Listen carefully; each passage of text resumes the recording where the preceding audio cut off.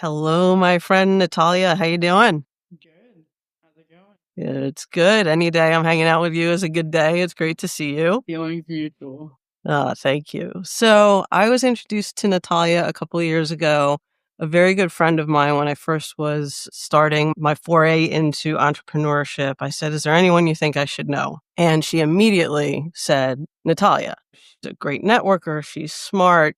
She's young. She's already running her own business. There's a kinship there that I sense. You should definitely connect with Natalia. And that was actually the only name she gave me. The rest is history. We spoke, and in addition to everything my friend shared, I found Natalia to be super kind, thoughtful, a real love of life, great energy. When we first met, she was running a company that she started at age 18. Yes, I said it, at age 18, called Sandbar's Handcrafted, which is locally sourced, handcrafted ice cream sandwiches. And she took it from launching and funding a Kickstarter campaign all the way through to selling at over 20 locations throughout Long Island, mission-based, encouraging LGBTQ plus and women-owned entrepreneurs. And then it transitioned, at least for the moment, because she's always doing something new, over to doing multiple things. Currently one foot working at a startup and another one in the education space working for a university where she's making things happen at their innovation and entrepreneurship idea hub. So from where I sit, she's wise beyond her years, both intellectually and emotionally. Sorry if I'm embarrassing you, but it's my podcast.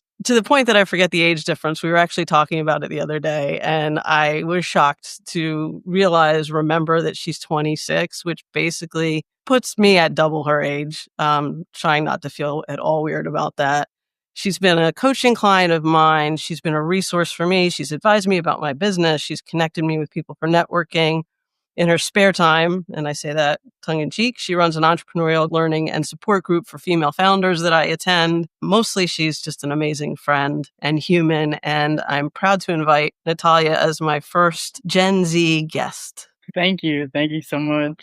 It's always Yeah. weird to have people describe the things that you do. Yeah. Did I do okay? Yeah, wonderful. Awesome. So tell us anything that you want to tell us professionally that you either want to add or elaborate on. Yeah, I think in general, you hit the nail on the head with the fact that I'm always transitioning and pivoting, doing different projects. So never really know what's next for me. But yeah, I'm also at this point in time working for a storytelling company that uses AI and video production, video editing software called Arbor. And we are a seed VC backed startup. It's been really exciting and fun to work on. So I'm full time there right now on top of doing.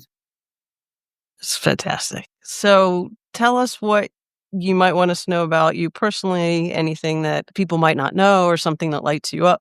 I'm very close with my family, a large Italian family, born and raised in New York, Long Island, went to school at the Macaulay Honors College in the city. I'm a CUNY graduate. I played soccer all throughout growing up and into college, have a few championships under my belt. That's something that I really enjoy spending time doing. And I love hiking, getting outside, spending time with friends. I'm actually in a group called Queerly, which is a nonprofit organization that advocates for queer community on Long Island, something I believe very strongly in. And yeah, I write some poetry too. Enjoy doing open mics and exploring what the next rounds of my poetry are going to look like. Writing chapbooks, submitting to competitions, getting out there and sharing what I have to say.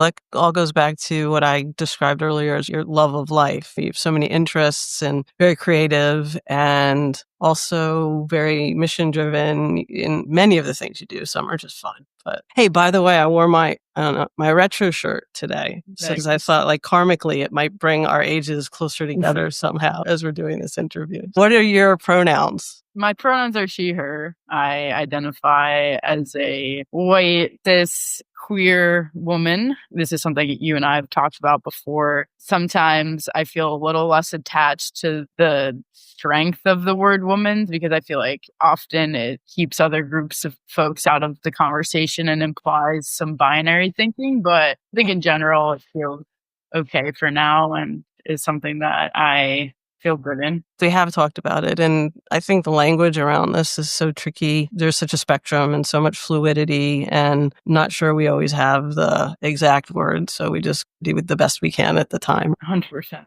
Yeah, cool. So I know that you have some stories that you want to share. I do believe that you're going to talk about your coming out story. Is that right first? Yeah. Yep. Okay. Before you tell the story, are you open to sharing why now? Because you haven't told this story in a super, call it public way. Is that right? Yes.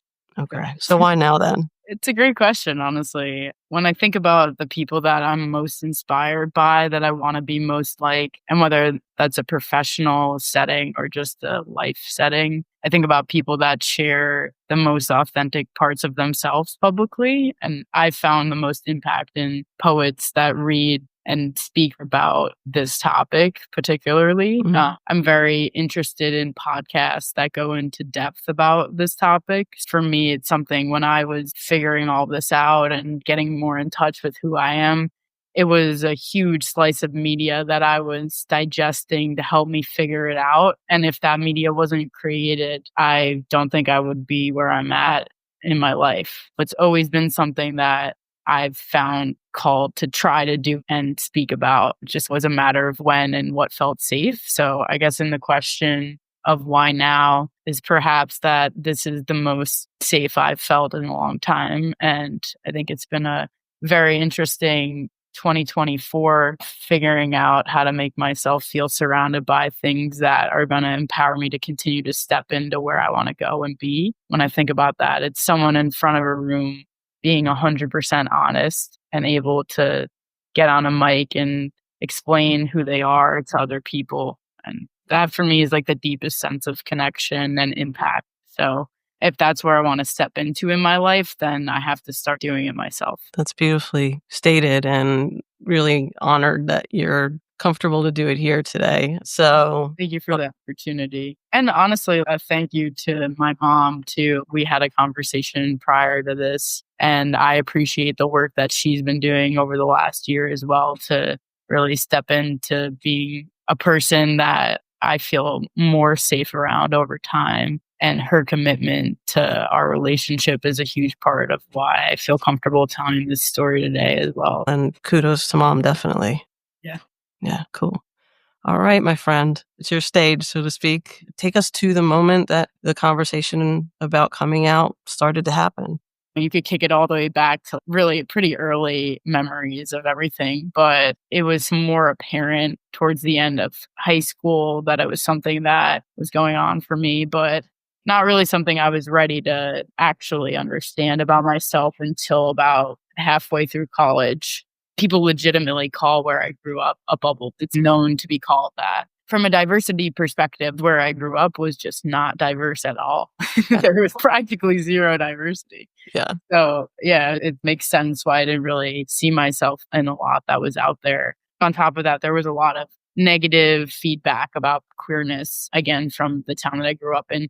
Teachers that were queer that got made fun of, folks that came out that got made fun of or were treated really poorly. So I think it was just not a great place and time to come out. Real briefly, too, and I want to come back to this and let you keep going, but I think one of the things that stood out for me is my assumption, which is always dangerous, that anyone who's Gen Z and thinking about potentially sharing that part of themselves, it would be like piece of cake. Gen Z, yeah. So it was very interesting to me to hear that there was still that shaming and fear going on. Do you relate to it? How did it feel when you were growing up? Oh, tremendous shame and fear. I felt like I was doing something very wrong. I've thought about this recently.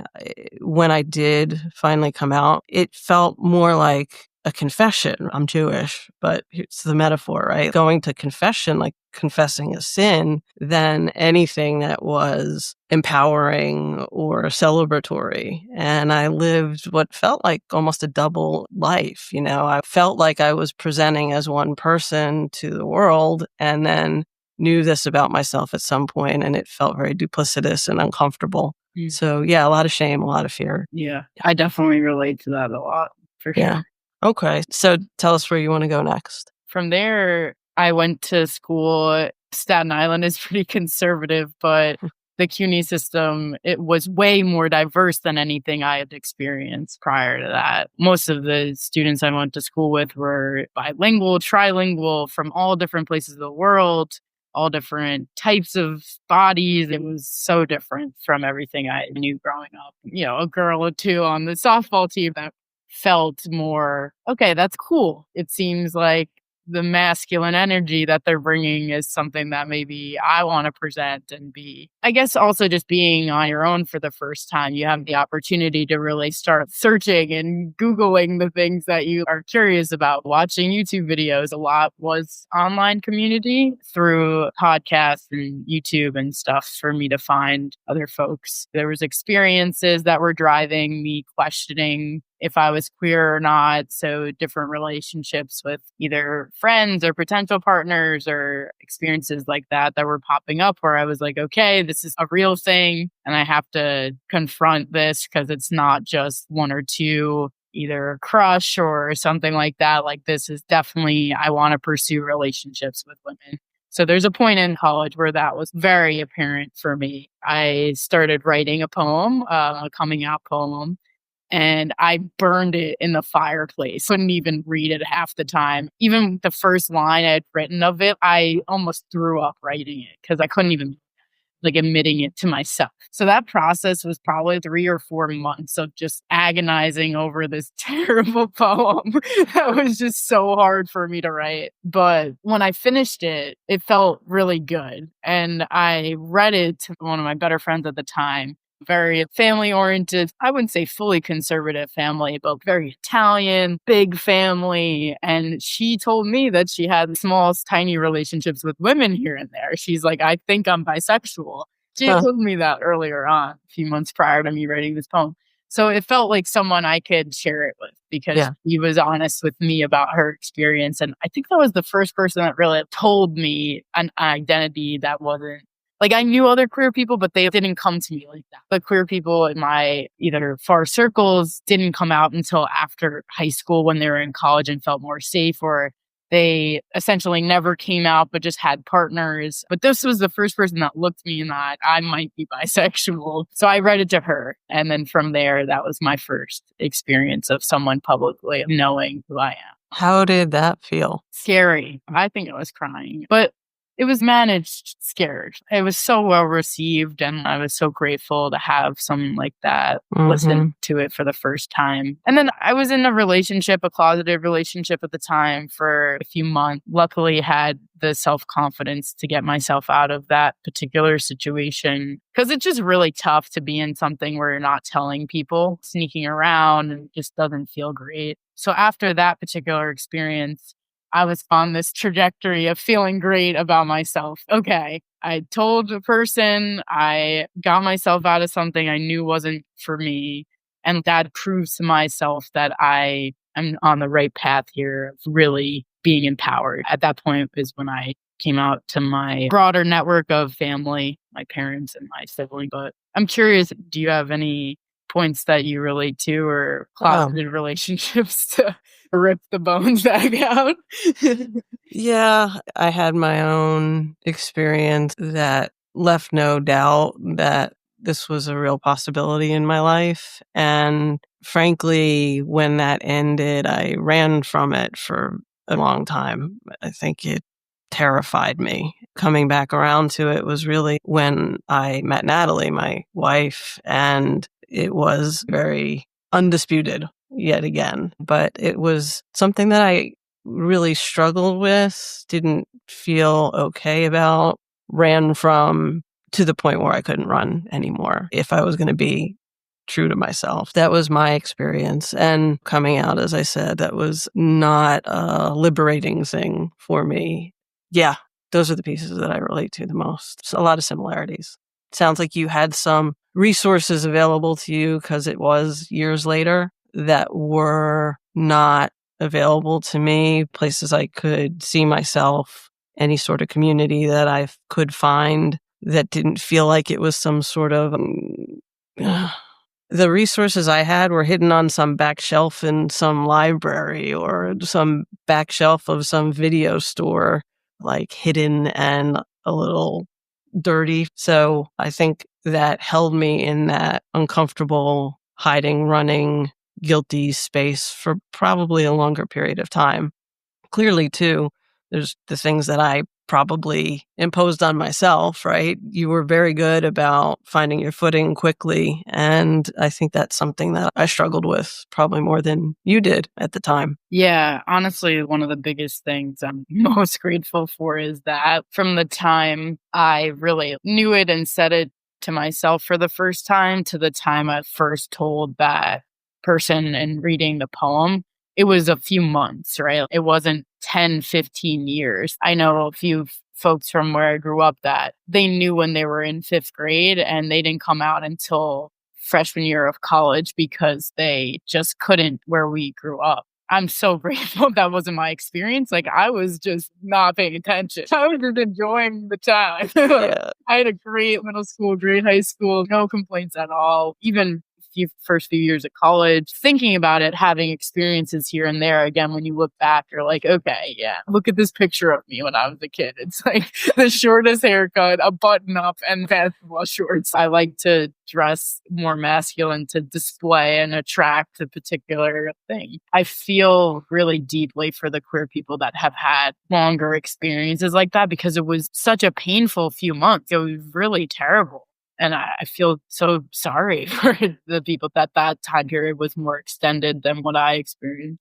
Yeah, I definitely put myself in that camp. I'm going to tell one more quick story. So when I did meet Natalie and it was right there again, I had this period of time, and I would say at that point, now we're talking about a month. It was like being in a movie, the long walks through the city where I was thinking, and who am I? And looking in the mirror and trying to connect and figure myself out and all the angst. The whole thing was one big long movie rolling in my head, and I'm in it and also seeing it from the outside. I'm like, wow, this is really dramatic. And then I was in it again. And that was, like I said, a shorter period of time where I worked through it, I think, in the ways that you did. And I'm like, okay, this is it. Yeah. And it felt great, but I had to have that whole journey to get there. So tell me, if you'd like, I know there's a moment now with your mom that you've referred to. Do you want to share that part of the story?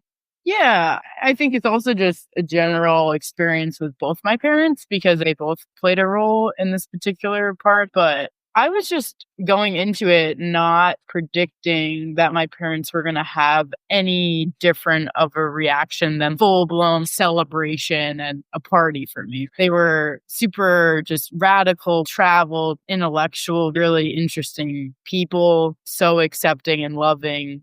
So going into it, I was like, I have no problem here, but I was still really nervous. Again, I didn't tell them right away when I figured it out. I didn't tell them throughout that whole first relationship. And it wasn't something I felt called to do until I was proving to myself that I was strong. So at that point, I was like, you know what? Stop sweating it. You know it's going to go well.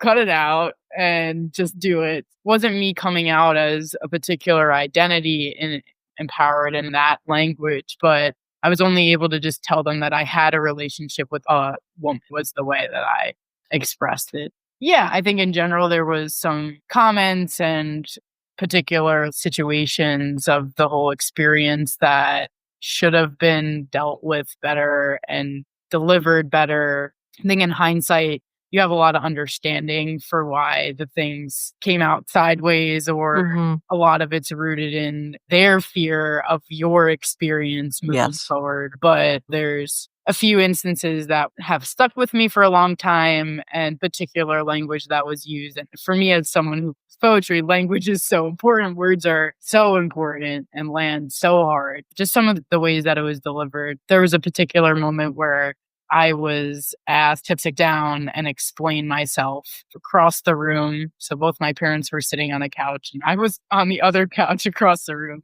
And I essentially got interrogated and that particular feeling in that moment was not that safe for me. Again, I think you have a lot of understanding why it happened and where they were coming from. It makes sense why there's fear considering all of the stuff that is currently happening within our political system and the things that do happen to queer communities and events and how people are targeted, the experience of trans people in America. And then so ultimately you move out of that moment as you take these experiences that you've just shared with us into your career. What starts showing up for you there? My goal is to be able to show up as myself in all spaces. I think oftentimes, particularly the way that career was thought about, probably when you were pursuing work and really in the thick of it, that it was separate, right? And I think a lot of times when we talk about career experience, it's like, why are we talking about your sexuality? I don't need to know. But for me, queerness is so embedded in who I am, how I show up, what I'm interested in. So to write it off as just who I'm interested in that way, it's unfair. Everyone else gets to talk about their wife and children and what they're doing over the weekend and all of that good stuff. And that's not considered their sexuality, right? That's Yeah, I've come to think of it as for myself, right? Not about sexuality, which right away takes you somewhere, to who you love. Back to language and limitations. I think people start to think about, well, I don't need to know who you're intimate with. And I don't want you to know who I'm intimate with. I don't want to know who you're intimate with. But it'd be nice to know who you love, who's important to you, what matters to you in your life, right? I think it's also even just having weirdness around talking about sexuality in that way too is problematic as well. It's a part of the human experience. I don't think it's something that we should all be that weird about. It's something that does have a lot of weight in a lot of people's lives, and it's okay to destigmatize things like that. I don't know why we're so weird about it. Totally, totally. You have specific experiences where in your career you had to start to weave that together and either it went really well or you found it a little bit challenging. I've worked in a lot of places that I've at least felt have someone running the show that's a little bit more conservative, or I might have a particular reason for thinking that they might judge my experience. I think that's why we wanted to go into a little bit about my coming out, at where I was from and my story, because it influenced me feeling safe in the workspace because I was taking that experience and almost projecting it onto all the people I was meeting in my professional career, as well as just my general life as an adult. So, yeah, I think bringing some of that baggage and unhealed parts of my particular experience, projecting that onto how I feel either coworkers or bosses are going to react to things creates this level of hiding in the workplace that wasn't too bad for me, but it definitely relates to a lot of the stuff that you had mentioned on another episode, I think, of just, Yeah. what'd you do this weekend? Oh, I went to a concert. Meanwhile, it was like my girlfriend of 3 years. It was our anniversary and it was a huge dinner and a great weekend for me. And I didn't tell anyone about it. Yeah, exactly. And that's interesting because you went the I went to a concert thing. I never thought about just leaving out the other person. So I got all stuck in the they, we thing without ever saying who that was. I guess there's various ways to do it, but they don't feel good regardless. Yeah, for sure. Yeah. Especially when someone else is me and my husband this weekend and you're like, oh, wow, that sounds so great. And they're like, what did you do? And I'm like, me as a complete loner that has no one else in my life. Yeah. Tell me also, I know with your ice cream sandwich company, there was a point at which you were deciding whether or not to put queer on the label. Just briefly, a little bit about that story, if you don't mind. I think there was mixed advice on that one for sure. Certain people were telling me it was a bad idea.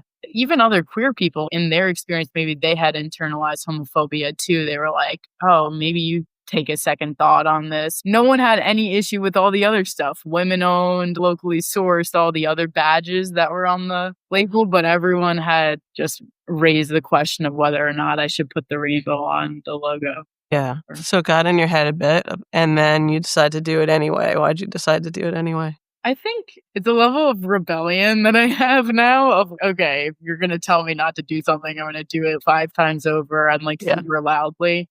So it's this false sense of confidence, but I'm trying to get to a point where it's not out of rebellion, but it's out of my personal empowerment and in touch with myself, right? And Yeah. feeling comfortable, really feeling good and want to openly share that with other people. I'm still kind of internally homophobic because of some of the situations that I've been through. And I need to prove to myself that I'm not homophobic. So I have to do this thing that's sort of cosmetic instead of, again, being like, this is me. I feel good about it. And I want to bring that to other people because that makes the world a better place. It comes from a different feeling. Yeah. I would say, or I would propose, they're anchored in the same place, which is you do have a very strong sense of self and what feels right. And I think when you were a bit younger, so young, when you were even a bit younger than you are now, it manifested as a little bit of rebellion because that's what you had access to at that age. And now, sitting here with me doing this, it's coming from a more kind of grounded, peaceful, I want to share my story so other people can hear it way. But I think it's anchored in the same thing. Yeah, I think it's a good point. It does feel better when it's less angry, but I agree with you 100%. If anger is all the thing that you can channel, I don't see a lot of packaging with queer on it. So I have to be the person that does that. And that pisses me off. That's annoying, right? But if that's all I can access to get the courage to do something like that, I think it's okay. But again, I think it like, for me as a human, like, Feels better this way. spikes of my emotions, it Yeah. feels a lot more, I don't know, good about how I'm delivering it. Oh. If someone else reads the package and doesn't buy the item because of that, that's okay, right? They're Right. entitled to that experience. If they want to be hateful in that way, that's on them. And it's probably just a gap in their ability to learn about another person's experience and genuinely be curious about it. Because oftentimes when you're doing stuff like that, it's just because you haven't made the time to connect and find love and peace for somebody. And typically some fear there that they may or may not be aware of. I'm bringing out my coach hat now, but We can sign up for Shanti Joy Coaching right now. tell me, I know that one of the companies that you're working for now, Arbor, you mentioned that they do a really good job making you feel safe to be yourself at work. Can you share what it is that they do that makes you feel that way? First and foremost, that there was an older queer person at the job who put herself out there. She was sharing photos with her partner and their weekends together. But I think what Arbor does that I think other companies can learn from is that they give the opportunity for vulnerability by offering channels to share different things. And you can give the opportunity, but then having the folks that are bold enough to step into that opportunity first and share first or share deeper, that sets the precedent. It does require people within the company to have that boldness to speak up and share their voice first. So there's a lot of folks in the company that have taken the opportunity to err on the side of being more vulnerable and sharing more. And then that allows me to feel safe. Because I say this a lot. I think we're all in the closet about something. Mhm. It doesn't matter if you're the most on paper privileged experience, you probably still have a loss of a parent, X, Y, and Z, whatever the different iterations are of stories that people don't want to share, right? A loss of a child. I have a baby tooth. You know what I mean? There's all these weird quirks about people that they're embarrassed about sharing with other people.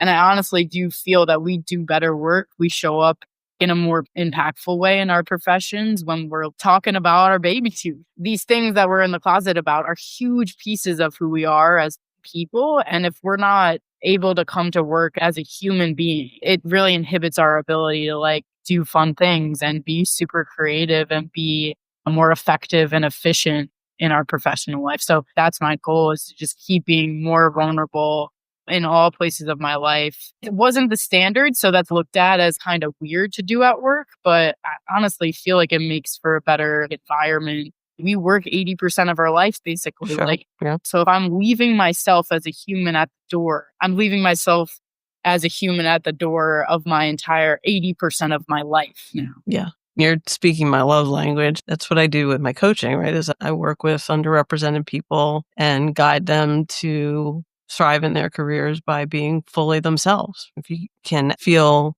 comfortable and safe and empowered to bring your full self to the table, that's where the magic happens. That's where the things that make you unique shine. There's only one you. And all of that energy that goes into hiding is now freed up to do the cool stuff, the creative stuff, and to connect. And a lot of what you just talked about too, my conversation with Ruth Rathblott, she specifically has an unhiding movement. And to your point, she's learned all of the ways that people hide that aren't just the traditional ways we think about it. Health issues, financial issues, relationship issues, on and on. And I'm adding your baby tooth to it now as well. And I do want to make one point when you were talking about the culture at work where people were showing up by example and being vulnerable. I would assume, but I want to ask you, does that include the leaders within the organization? Yeah, definitely. Yeah. Yep. Yeah. That's very important, is the leaders have to step up first and show the way and show that it really is safe. If you had one final thought for a wish for listeners, what was the final thought you'd like to share with them? I guess something that just came up for me in our back and forth here is when someone asks you a question and you have an answer in your head and then you are tweaking it to be more palatable, maybe try one time to answer it how you thought of it in your head and see how that actually creates more connection with that person than you making it what you think they want to hear. I love that. Yeah. If it feels a little stretchy, then it probably means something good's about to happen, right? Yeah, it's uncomfortable. It's the worst, but it's what's inside of you. It's cool to share it with other people. You give them the opportunity to walk away from it then, right? If they're like, oh God, I hated what you just said, let them walk away from it. But you also give the opportunity to finally see something even smaller about you that makes them maybe want to go in deeper. You're opening up the door or you're closing the door to something that might be wasting your time anyway. Till you get to the point where now you're just like, I'm just going to be me.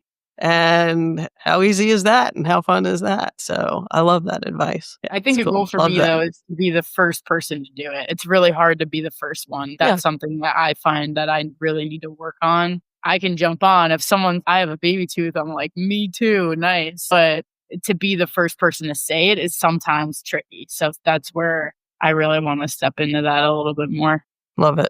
I think it's interesting the way that we've spoken about this, that there's a lot more in common between generations of queer people than sometimes we give credit for, even though there's a lot of differences in media and generally what's happening in society. It really does depend on the individual and what they had going on in their hometown or in their family unit. We're lucky that we have more access to queer content across the board like this. So thank you for creating more opportunities for this kind of media. It's the only way you reach people in the middle of the country that are still maybe separated. So I think it's really deep work that is still really impactful and important. Thank you. Yeah. As I said, I had this assumption that anyone who's Gen Z was a big, happy parade and joyous reveal. And to your point, it's just humans navigating the world. We might have some more resources available to you, but it's humans doing human things. It's been eye-opening for me as well. You continue to teach me new things, which I am grateful for.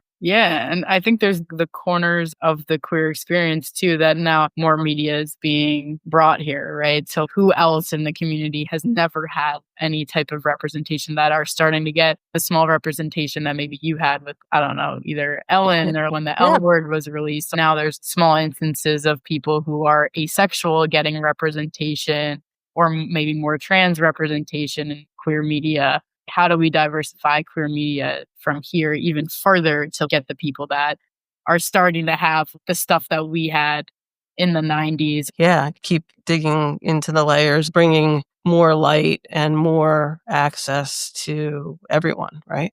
For sure. All right, we're going to pivot into, it's my podcast, so there will be music. I know you know what question I'm going to ask you, but if there were one song you could put in a time capsule and preserve at all costs for future generations, what would it be and why? Yeah, my answer to this was different than I feel like the answers that have already been here, but there's some cursing in it and language isn't 100% great, but it's called Love Yours by J. Cole. I just like it because it's about gratitude. And if you're not loving what you already have and thinking that you'll love things when you get somewhere else, then you're never gonna be happy. I feel like it's a cool song in that way.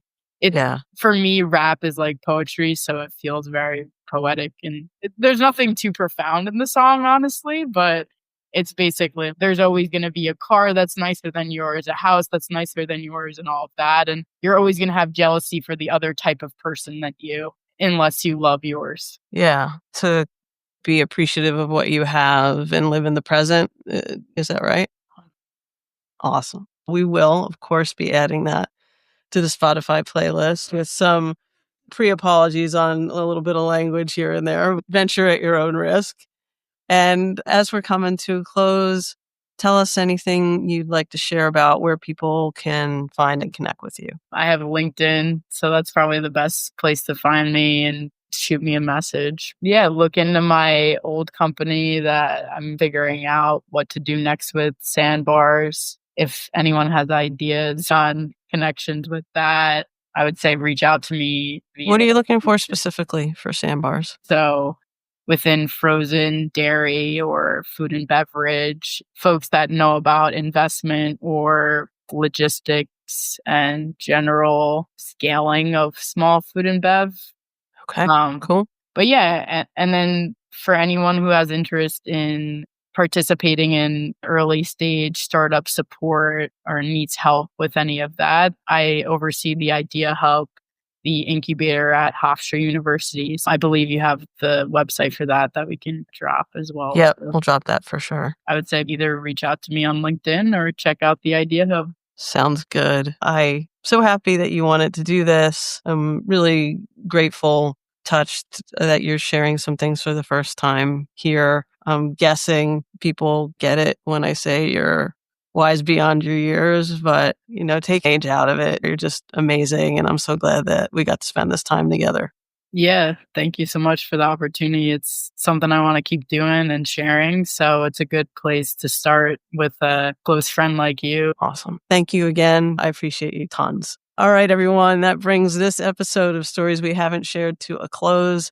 I believe stories are our humanity waiting to be shared, and listening makes it possible. Thanks so much for being here by our virtual campfire today, and many thanks again to Natalia. See ya.